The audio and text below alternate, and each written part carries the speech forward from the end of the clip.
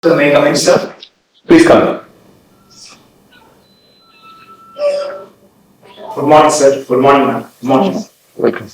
Please sit down.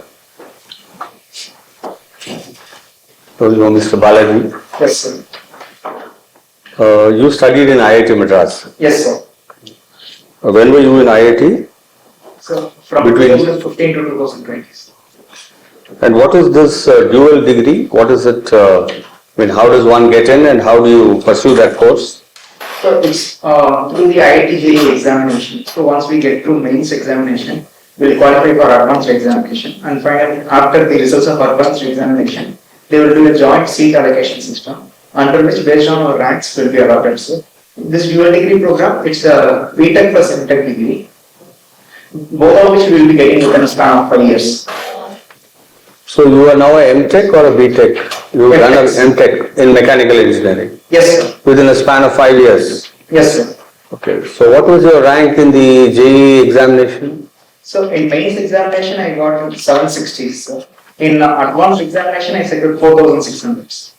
And then this is the regular mechanical engineering course, or is there any other engineering course apart from this?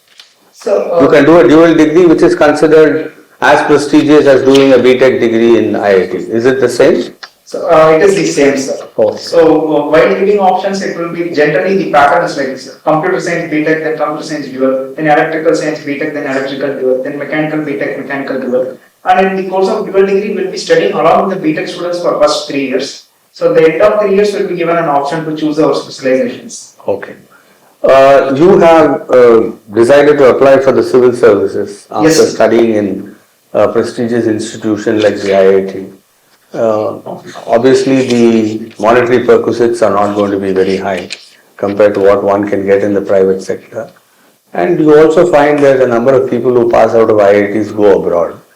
Why did you not take up those alternatives? Yes, sir. So, if I say it in simple words, it is the interest and inner satisfaction, sir. So, both are associated with my experience during my college days, sir. To start with, during my college days, I explored different areas, sir. Advanced research work in manufacturing, product design, data science, and coursework in humanities ethics. I was able to figure out my interest lies in the public policy area. And secondly, I took up a role as chief coordinator at Center for Innovation, during which I facilitated few projects that became that won international competitions and some turned into very successful startups. So I felt an immense satisfaction in that role. I realized that me playing a role in someone's success to realize their dreams, that is, I felt satisfaction. Now in civil services, I believe I have a larger platform to serve and impact the people directly. Don't you think there is a contradiction? You are saying that you got satisfaction from seeing somebody develop well. Yes, sir. But here you want to develop yourself. So, the career opportunities and diversity in civil services are well known, sir. But then, apart from that, the very aspect that I can help others in the service to help them realize their dreams, and say an MSME person who wants to succeed, I could provide some credit guarantee system through him, or to various schemes, or to empower a transgender. I can facilitate some small cafe within a culture where transgenders or disabled people, they can run that cafe. So such instances that motivates me, sir. That will give me satisfactions. Very good. You've taken physics as your optional Yes, paper for the civil services exam. Can you tell me between ultraviolet and infrared, why do you think, which one has a higher wavelength, first of all? So infrared has higher wavelengths. And ultraviolet? It has lesser wavelength, high frequencies. Okay, so what is the problem of having high frequency? So high frequency can't penetrate substances, sir. For example, It cannot penetrate. So that depends on the frequency levels. So, may I demonstrate it? No, please go ahead. You can talk about it. You don't have to demonstrate. This table has some width of some 2 centimeters. Only the waves that has a wavelength beyond the 2 centimeters can only penetrate, sir. So, for example, radio waves. We can get radio waves within this room itself, sir. But if you are using ultraviolet rays, then that can't enter inside this room. What about X-rays? X-rays are even ultra high frequency rays. So that can be used for atomic scale examinations, sir. That's why in atomic scale, the atoms, the distance between them in the range of nanometers. The X-rays wavelength will also be in the range of nanometers, so they can interact in that area. So we all assume that wavelength is very important for light, right? So what is the Raman effect? Yes, sir. So if we take a transparent substance and when an electromagnetic radiation passes through, the light or any other electromagnetic radiation passes through, the light gets scattered. And normally these scattered lights are observed to be in a wavelength region, which is not the incident wavelength. So this difference, that is called Raman effects. And how did Raman find it? So from my understanding, the story is in when he was going in a ship to Britain, he got to know, but I am not sure of the further details of that story. Okay, and what is the photoelectric effect? What is the difference between Raman effect and photoelectric effect? Yes, sir. So in Raman effect, the very photon that comes and interacts with the transparent medium, that same photon comes out with a different wavelength. In the case of photoelectric effect, the photon comes, interacts with that material, and it transfers its energy to the electron. Now it's the electron that comes out, not photon. I think you've also been mentioning about intelligent manufacturing. Yes, sir. Can you talk about Industrial 4.0, IoT? What are the kind of focus areas you've been exposed to? Yes, sir. So as a part of the intelligent manufacturing coursework, I was exposed to artificial intelligence, then Internet of Things, and 3D printing. So we studied about how these emerging technologies can be integrated into existing manufacturing ecosystem. When we come down to Industry 4.0, it's about bridging the gap between physical and digital area, cyber-physical systems. Do you think there will be, in the government service, since you want to be in the IAS, you will have opportunities to, what kind of opportunities, what kind of focus areas you see, bringing your IIT background, your technical background? Yes, sir. So one thing is we were trained in the institute in a way to always look things objectively, based on empirical data. So I believe that attitude will help me in making objective decisions. And second thing, we also study this concept of work breakdown structure and network analysis. Whenever we approach a problem, so how to optimize different input parameters and identify the node points, reduce the friction points, and then do it. So that can be applied directly in administration. We can process re-engineer the administration and make it more efficient and effective, sir. But you also mentioned that you have more policy and policy research. You would like to focus on it. So, which focus areas do you believe which areas you would like to focus on in IAS? Since you are coming from a technical background, yes, do you want to be in the humanities side where people administration, policy? Is that the focus areas you like to be in, or you like to be as a technocrat? So, during my coursework in IIT, actually I was introduced to humanities coursework. I completed close to 7 courseworks in humanities and social sciences. So I have in technical background. At the same time, I also studied the humanities part. Now, coming to this part, my focus areas. So my first priority would be empowering the weaker sections in different ways possible. The weaker sections include transgenders, widows, women, farmers. That will be my focus. And second thing, focusing on sustainable development. So balancing the environment and conservation.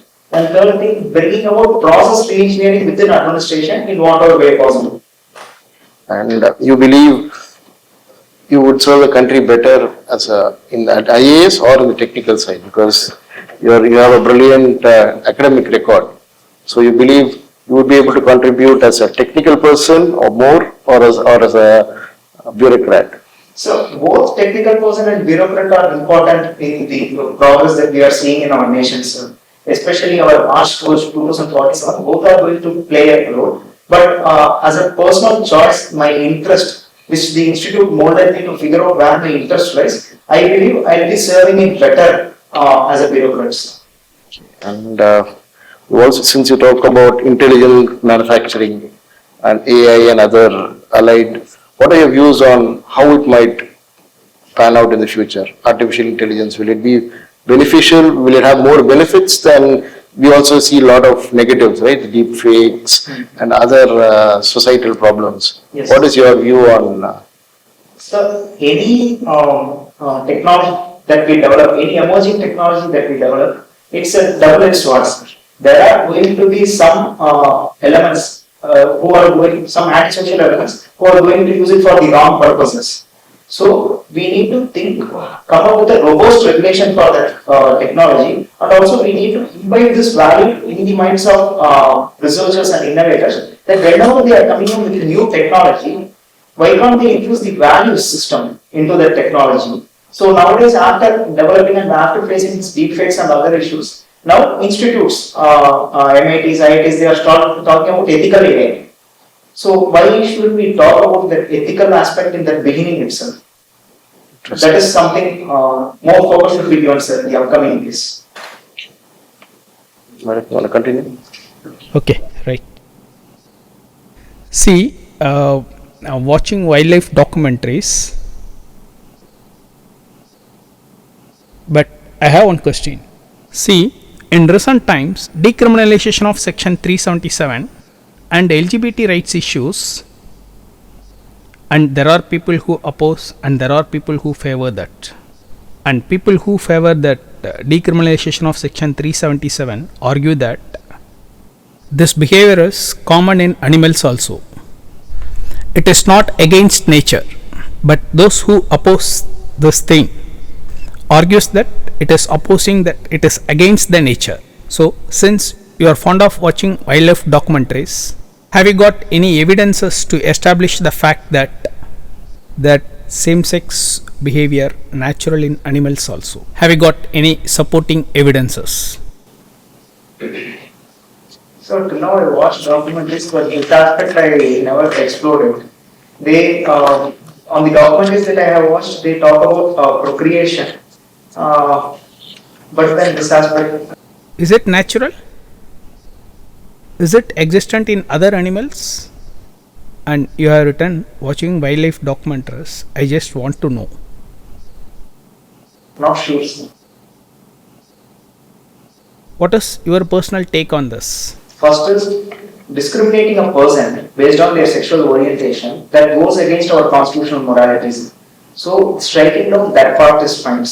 But now coming to the second part, where if a male faces a penetrative sexual assault, or the instance of bestiality, that is having sexual intercourse with animals, so that aspect is still retained in 377, but now in this new BNS bill, the complete 377 has been omitted, sir. So this aspect, what about a transgender or a male who faces a penetrative sexual assault, what reports do they have? So that aspect is missing. Give me a single word answer, yes or no. Do you favor decriminalization of Section 377 or not? Yes, sir. So you said constitutional morality. Between constitutional morality and societal morality, which is predominant, which is good for the well-being of the society? Sir, the constitutional morality emphasizes on progress, equality and justice, sir. So for these notions, if there are instances where it is going against societal morality, it's essential that constitutional morality is upheld, sir. Now, there might be instances like this LGBTQ where there might be some kind of differences between societal morality and constitutional morality, sir. This is where law helps. So law, once we make a law prescribing certain things, the society will adopt to it and will change. But for that again, we need more deliberations, discussions, dialogues. So only through that, apart from law, only these things will bring about more social acceptance in the longer terms. So differentiate moral, immoral and immoral action. Give one example. So you're studying ethics, right? Yes, sir. Yes, sir. So differentiate moral, immoral, immoral action. Give one example. Sir, I'm able to differentiate between moral and immoral, but amoral, that's aspect I'm not able to figure out. So coming on to example, so being honest, that is being moral, but cheating in a public exam, that is immoral. What is the difference between honesty and integrity? So honesty is being truthful. Integrity is a larger thing, sir. It's larger than honesty. It's about being consistent in one's action, upholding the values that one professes. It can also be interpreted as having conformity in values, action, thoughts, words. So we can pursue it on that way. So, So you are from Villupuram. yes, sir. Two things which you don't like about Villupuram. These two things, major things which I don't like about Villupuram. So, first thing, the traffic, the heavy traffic that we are seeing, that is first thing. The traffic is common everywhere. Yes, sir. Very specific to Villupuram. So, You know about the generic. yes, sir. Villupuram specifically, two things which you don't like in Villupuram. So, the outskirts of Villupuram, there is one village is there, Mayapati, sir. Recently, the temple entry issue has come up, sir. Dalits were not allowed inside the temple, sir. Despite the efforts of administration, the court intervention, still that issue has not come to an end, sir. I don't like that aspect about this. And secondly, the NH, though it's a major logistic points, there has been numerous accidents that are keep happening, going on and going, that accidents are keep happening at the same place. So we need to see whether there are blind spots or changes in infrastructure or repair or not. These two aspects I don't know. In case you are the district collector of your own district, Villupuram, so what will you do for this two things which you don't like? Sir, So for example, the template issues. yes, sir. As a district collector, so what will you do? How will you handle that? Sir, So will you be able to bring in the change immediately? so bringing the change immediately, During the tenure, I mean during the yes. tenure. Sir, I would focus on the dialogue parts because till now the actions that has been taken, court has intervened, told them to allow, the police has been deployed, but still people are coming into protest. They are trying to burn themselves. So what we need is the values needs to be imparted, sir. I would focus on this multiple media communication, like be it mass publicity or even targeted intervention to attract different sections of youth or women and change their opinion. For example, the YouTube shorts that we are seeing or the Instagram influencers. So this could be a new arena to change the youth opinion first. So once the youth opinion changes, they can converse with their parents and their opinion can change. That would be something I do differently, sir.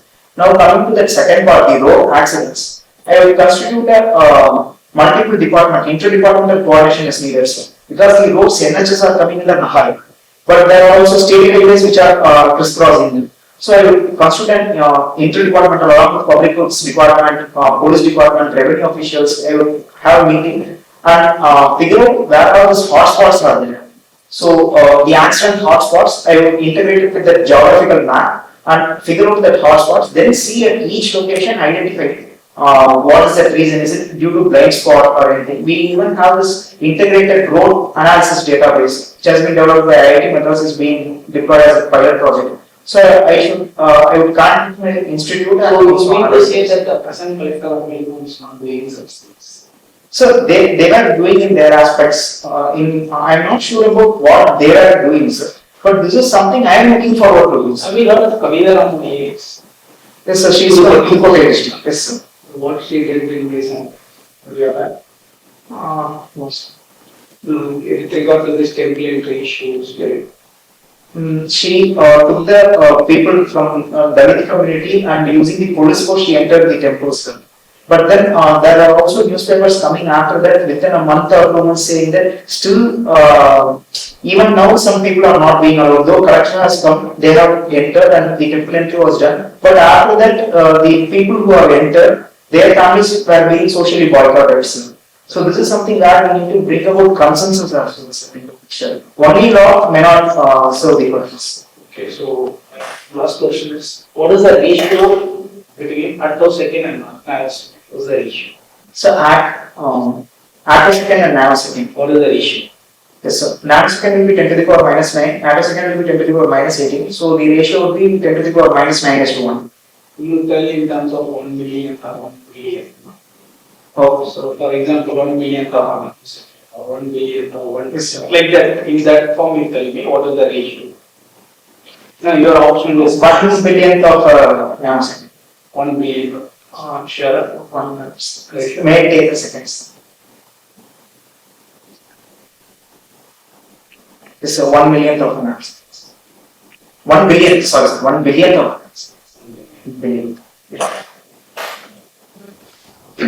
What does your city name signify, Tiruthurai?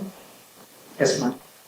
It is my native place, ma'am. I am not sure about the history behind that name. Okay. So you're not aware of it? Why it is named so? No, ma'am. Okay. And Can make a guess. Ma'am, Thiru is something that we give respectful, ma'am. Thiru, I can only break it, ma'am. I'm not sure about what would have been significance. okay, it's okay. And you are from IIT, right? Yes, ma'am. How many startups have come from IIT people? The famous startups. Yes, ma'am. You can name famous startups and startups from IIT Madras specifically. Aether Energy, the electrical vehicle startup now. And secondly, 𝗦𝗂𝗃𝗿𝗲 manufacturing solutions where they are working in 3D printed homes. Then Planis Technology, they are working in underwater detection using sonar technology. Then Detect Technologies, they are working in identifying the pipeline infrastructures in West Asia where the leakage is there. So that they were identifying. Then one more is modular housing. They are working in the foldable housing area. So which has been deployed in South African nations, and even during COVID times that was deployed heavily. Are you aware of 𝗦𝗃𝗿𝗲? Yes, ma'am. So they are working in the space arena, developing their reusable rockets and launch pad. Okay, they are also into 3D print. They use 3D printing, in Yes, which you are very familiar and interested, right? So what is your view on 3D printing in space technology? Ma'am, it's a good thing, ma'am. Because in the 3D printing, the only limitation is our own imagination, ma'am. So if we imagine any product in any possible configuration that can be 3D printed, and even for this upcoming Gaganyaan mission, and Gujarat-based startup 𝗦𝗃𝗿𝗲𝗿 Aerospace, they are 3D printing fins. Titanium fins they are 3D printing now for the government mission. So what about the material? Is it the same material or they are using different materials in 3D printing? Ma'am, that depends on the type of 3D printing that we are subscribing to now. There are, for example, we have this direct energy deposition method is there, under which any kind of metals can be 3D printed. Only thing is we need it in a powder form. Then we need a particular electron beam. We will use it and we will melt it at that spot and we will make the structure. Or if you take fusion deposition modeling, which is widely we are seeing across, mostly they involve use of polymers like polylactic acid or PMMA. They use it now. And there are other varieties like stereolithography, in which they are using photopolymer resins. From that, using UV rays, they are 3D printing it. So nowadays, the technology has developed so much that we can use whatever material possible that can be used. But then we need to subscribe to different methods to 3D printing. So you have worked with different materials? And I work with PMMA, polymethyl methacrylate. It's a biocompatible polymer. So I work with this. Same material only? Yeah, I use fused deposition model. Okay. What about 4D printing? Ma'am, in the 3D printing, whatever objects that we are making, those are static.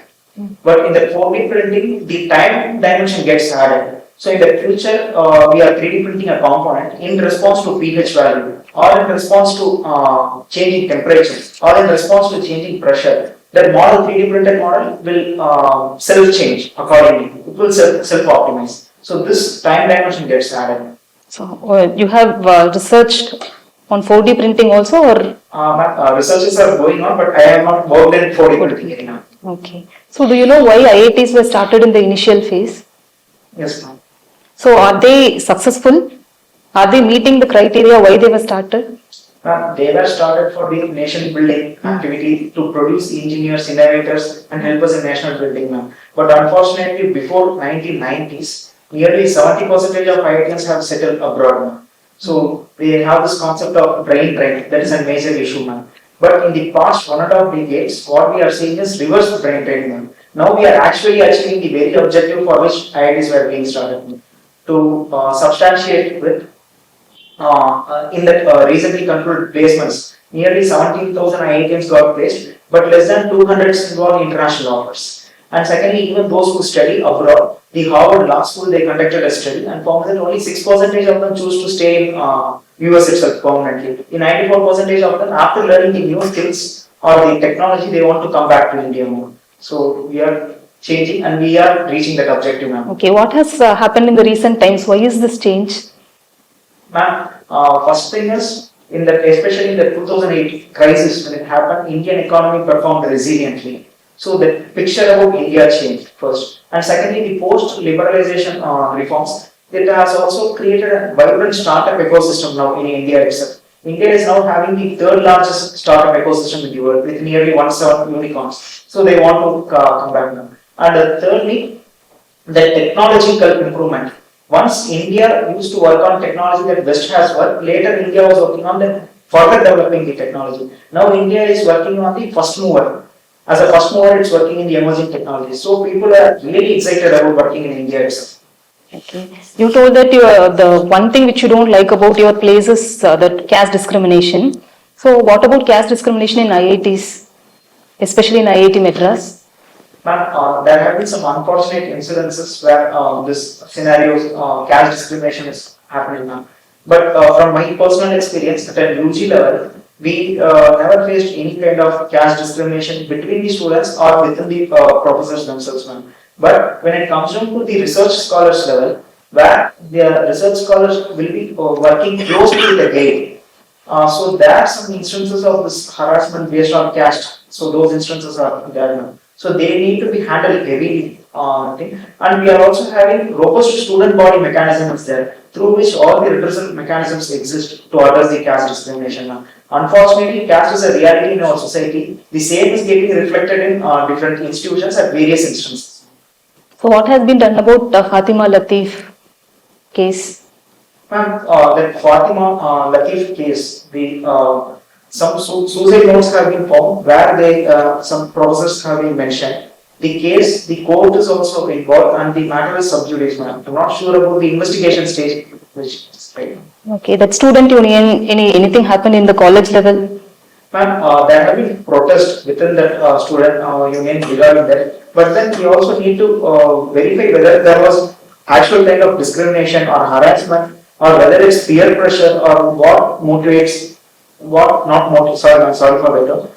actually led to this unfortunate circumstances for the particular student to take the decision. We need to examine that, ma'am. But after this incident, the institute started a new initiative, ma'am.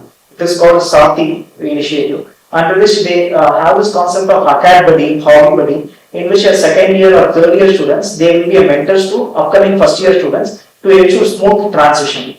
And they even advised a faculty advisor who once used to tell students, each student is assigned a faculty advisor. So they will tell students that what courses they need to opt for. Nowadays, the faculty advisors are being instructed to give counseling to students as well. They are discussing their personal issues. So things have changed after that incident. Why is the stock market falling now recently? Sorry, ma'am. Stock market, why are they falling now?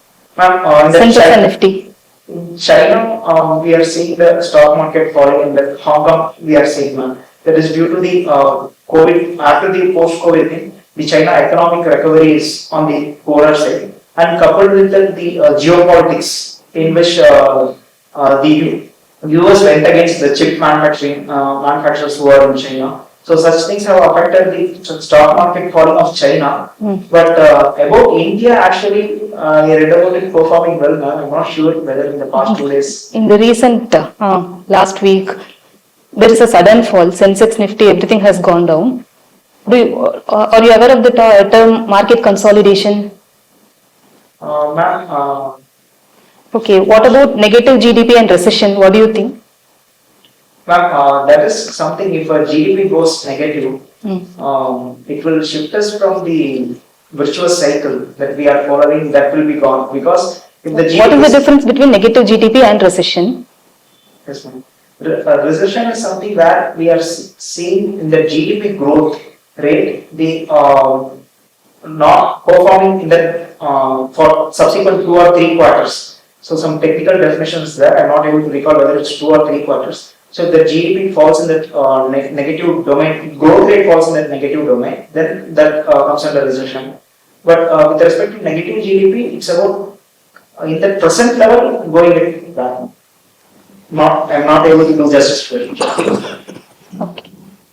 Now you opted for zone 1. I think the first preference is for the southern region. Yes. Then after that, gradually you're moving up north, and you kept the northeastern region as your last area of choice. What is the reason for that? So It is more of the familiarity that I already have. But then while opting for the All India services, I am well aware that I will be posted anywhere within India and I am ready to serve anywhere with the best of my abilities, sir.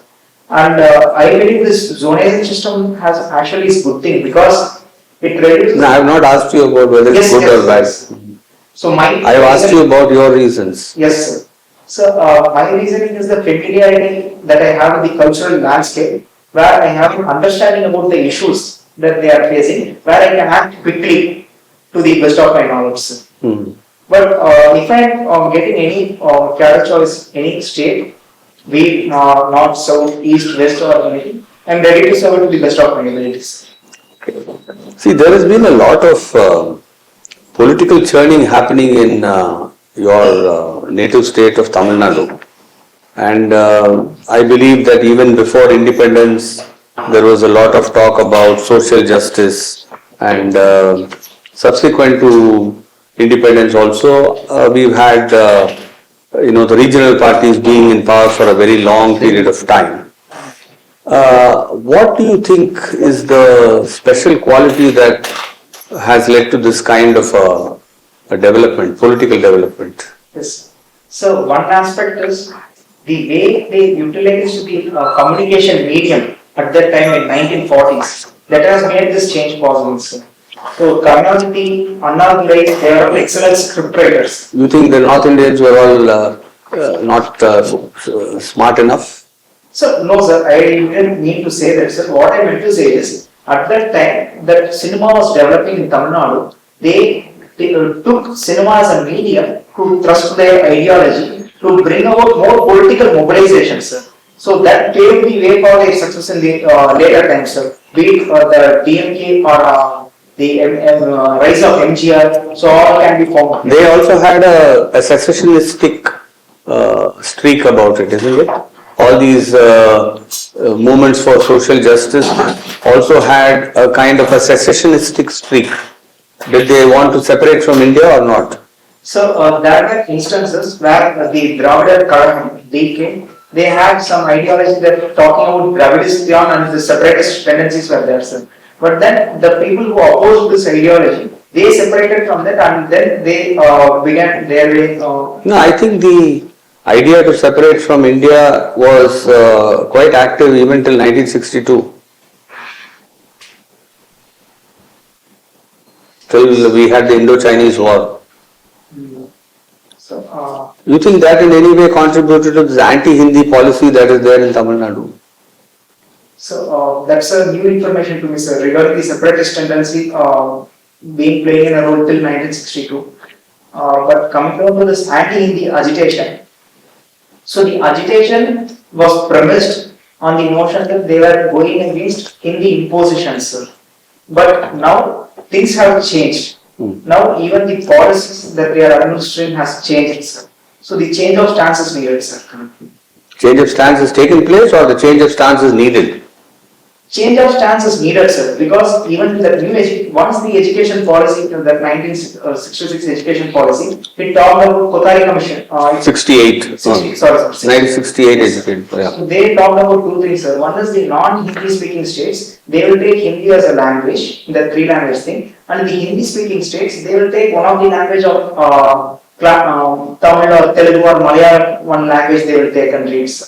But that didn't fructify. And further, there was this political mobilization current that. So the present education policy is flawed. No, present education policy is fine, sir. So it is different from the 1968 yes, policy. sir. Present policy is talking about flexibility. It is giving an opportunity to the person to study any three languages they choose, unless and until two of them are native languages. And further, the present trends Tamil Nadu that we are seeing, where the higher education enrollment rate is beyond 50%.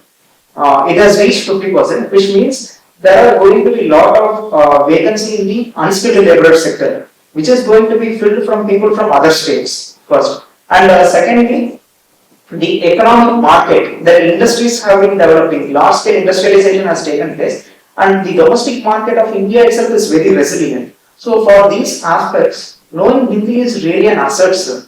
That's my personal opinions. So do you know Hindi? Sir, I have studied it until class 8, but I can't speak in a very fluent manner, sir. After that, I lost interest. Okay, thank you. Thank you, sir. So